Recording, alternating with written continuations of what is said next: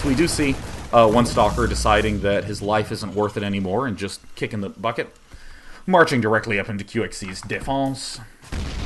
And more little mistakes with the Zealots. And of course, these tanks actually still do 60 damage at the time that this game was played. So of course the players have had the chance to perhaps improve and change their playstyles, but not really the point of this daily.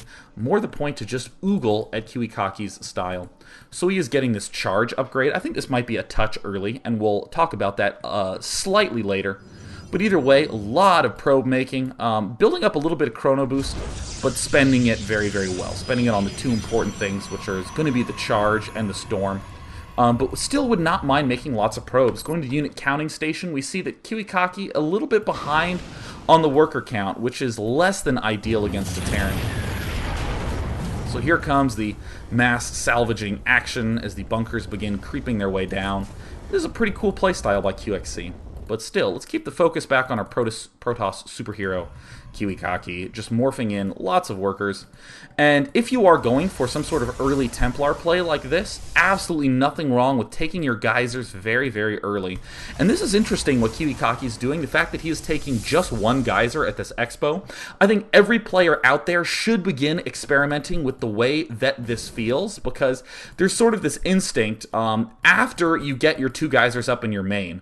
With every expansion, you either have 0 gas or 2 gas. Very, very rarely do players actually get 1 gas at their expansions and sort of carefully adjust over time. That's actually a little bit unusual. Most players just 2 gas right away.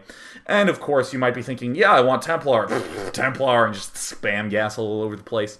But especially right when you get your expansion up as Protoss, and even if it's kind of a semi-early expansion especially, get 1 gas and see how that feels for you. You'll be surprised at the amount of extra money you actually have. And that's something that I personally have been favoring, because then I can even get my 3rd base up a little bit more quickly. Ah, loving my water, especially water from a Gatorade bottle. Because you know what, I'm not going to lie, you probably think I'm healthier than I actually am, right? Because it's a Gatorade bottle, right? Gatorade. If it was something like water from Fiji, you'd probably think I was a huge sucker, and you'd be right. But I mean, still, water out of a Gatorade bottle, you look healthy. It's all about how you look, not the fact that you have a gut. So, going right back to the game.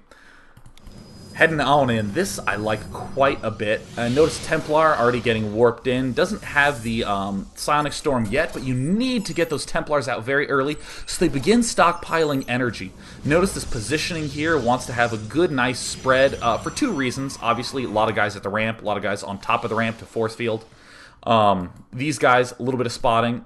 These, I would probably prefer them up here. But also, 1 scan doesn't see everything. Unless it's like perfectly placed here, but most of the time they're going to scan like right here and miss out on all these bottom units. So here finally comes the next gas from KiwiKaki. Now QXC has a pretty defense-oriented play going on. He has plenty of tanks here.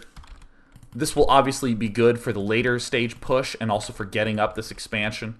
The interesting move that QXC does is he's getting a lot of Ravens up early. He has Ghosts so they can do their EMP. Just building up for a very, very solid later game push. Perhaps even like a mid-game-ish push around maybe the 100, 110 food mark. I would like that quite a bit. Just 3-4 tanks and then a decent amount of Medic Marine with some well-placed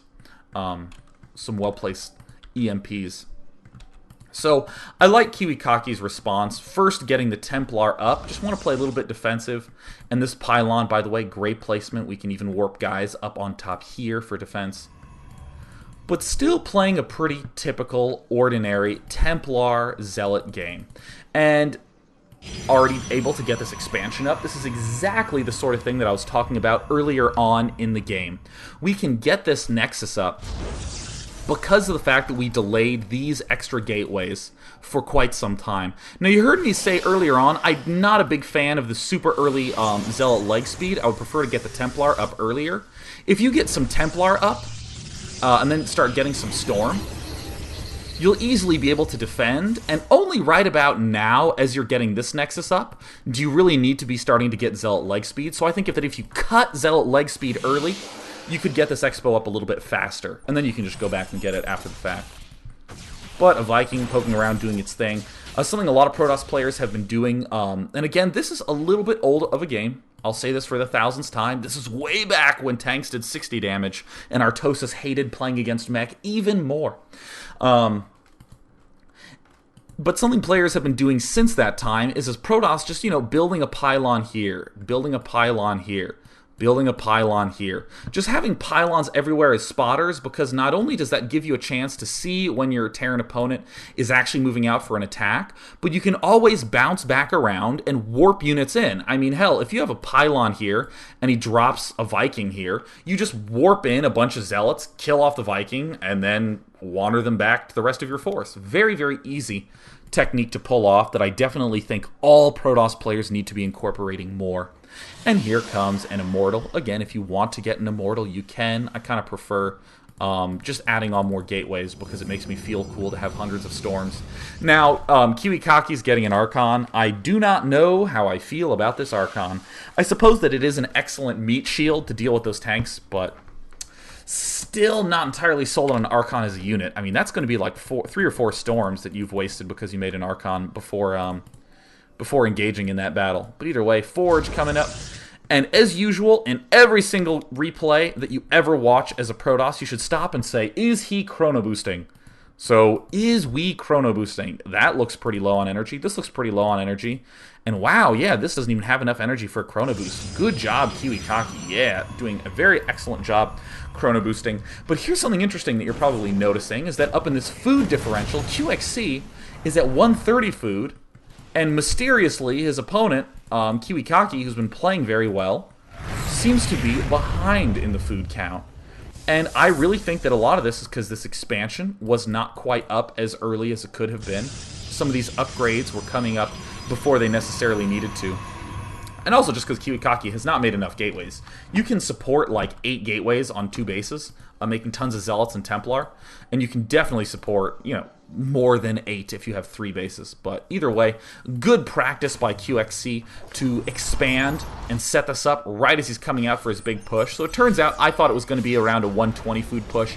It's coming at looking like a 150 food push. I still think this would be a little bit sexier if it was around 120.